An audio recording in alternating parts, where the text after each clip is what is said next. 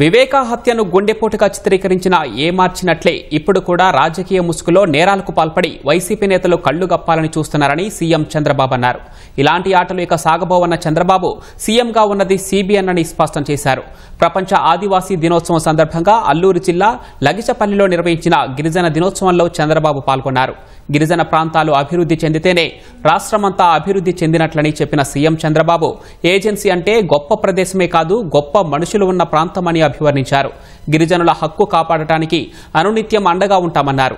గిరిజన ప్రాంతాల్లో కాఫీ, మిరియాలు అభివృద్ధికి దృష్టి పెట్టినట్లు వెల్లడించారు.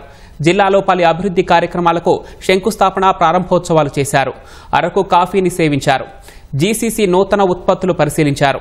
జీసీసీ వెబ్సైట్ ప్రారంభించారు. ఏజెన్సీలో డ్రగ్స్, గంజాయి నివారణ చర్యలపై ఆరా తీశారు. ఈగల్ బృందం పనితీరును చంద్రబాబుకు అల్లూరు జిల్లా ఎస్పీ వివరించారు. ఈ ప్రాంతానికి వచ్చినప్పుడు ఒక ఆనందం, మిమ్మల్ని చూస్తే ఒక ధైర్యం కూడా వస్తుంది. ఏజెన్సీ అంటే దేవుడు సృష్టించిన ఒక అద్భుతం. ఇది మీరు ఆ విషయం మీరు గుర్తుపెట్టుకోవాలి.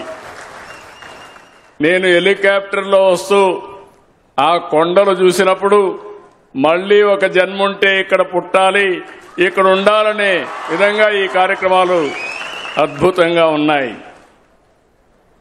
ఒక ఆహ్లాదకరమైన, స్వచ్ఛమైన, అందమైన ఆ కొండలే కాదు, ఏజెన్సీ అంటే మంచి మనసుండే ప్రజలు కూడా, మీరందరినీ నేను చూస్తున్న మంచి మనసుండే ప్రజలు, ఆదివాసులు, గిరిజనులు అభివృద్ధి చెందితేనే రాష్ట్రం కూడా అభివృద్ధి చెందుతుంది.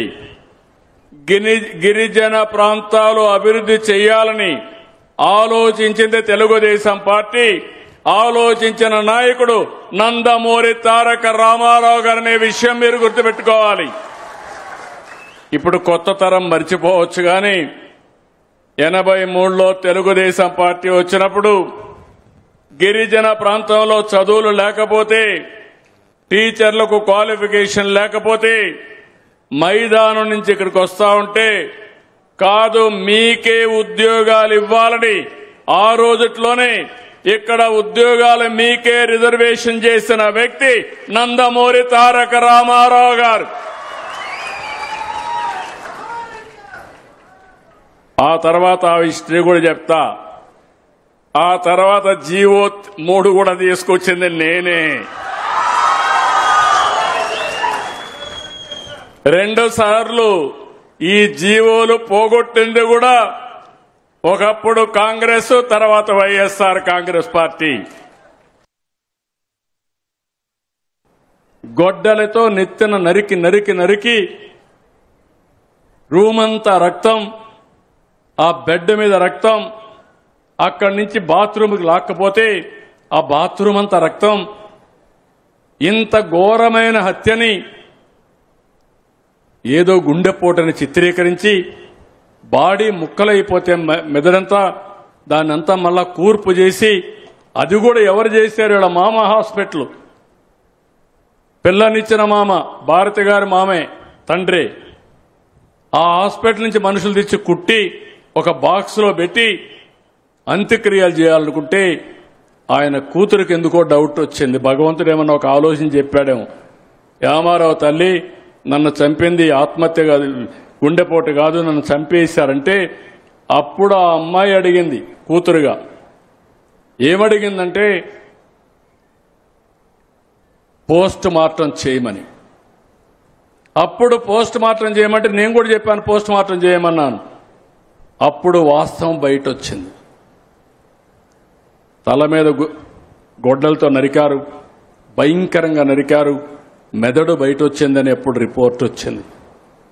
ఇమ్మీడియట్ గా మాట మార్చేసి ప్రత్యర్థులు ఆయన చంపారని ఆ అమ్మాయిని కూడా కన్ఫ్యూజ్ చేస్తే ఆవిడ కూడా నమ్మింది, ఏదో అన్న చెప్తున్నాడని నమ్మి ఆవిడ కూడా నిజం అనుకున్నది. నిన్న చెప్తా ఉంది ఆవిడ, ఏం చెప్పిందో మీరున్నారు. ఇది చంపింది ఆదినారాయణ రెడ్డి, బీటెక్ రవి, సతీష్ రెడ్డి చంపారని రాసి పేర్లు రాసిచ్చి ఆవిడ కూడా సంతకం పెట్టమంటే నేను సంతకం పెట్టననింది. తర్వాత ఇద్దరు కూడా కోర్టుకు వెళ్లారు సిబిఐ కావాలని. రెండో రోజున నిద్రలేసి నారాసుర రక్త చరిత్రని సాక్షి పేపర్లో వేసి నా చేతిలో కత్తి పెట్టి శవం అక్కడ పెట్టారు.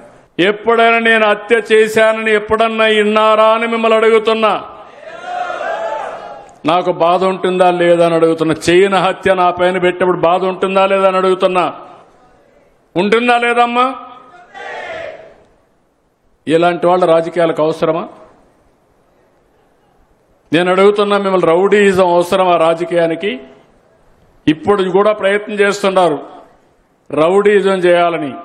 నేను ఒకటే చెప్తున్నా, ఒకసారి మోసపోయాను కానీ రెండోసారి మోసపోవడానికి కొండే సిబిఎన్.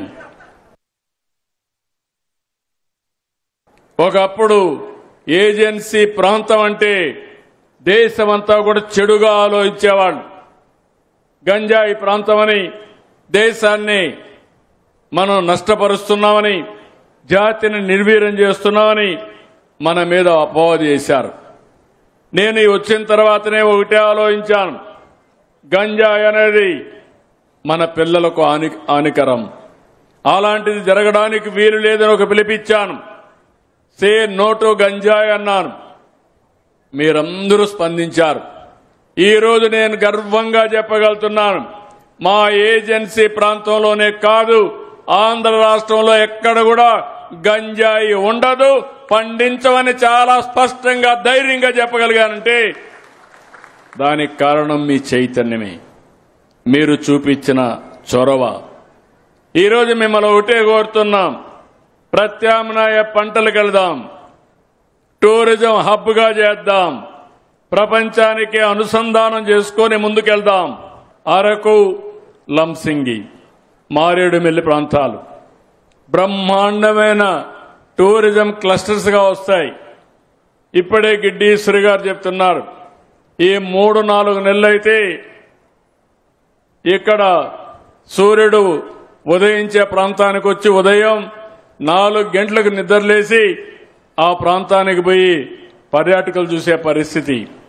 ఎక్కడా లేనటువంటి బ్యూటిఫుల్ సినరిక్ ప్లేస్ ఇది. దీన్ని ఆధారంగా చేసుకుని ఏ విధంగా ముందుకు పోవాలన్నా ముందుకు పోతాం.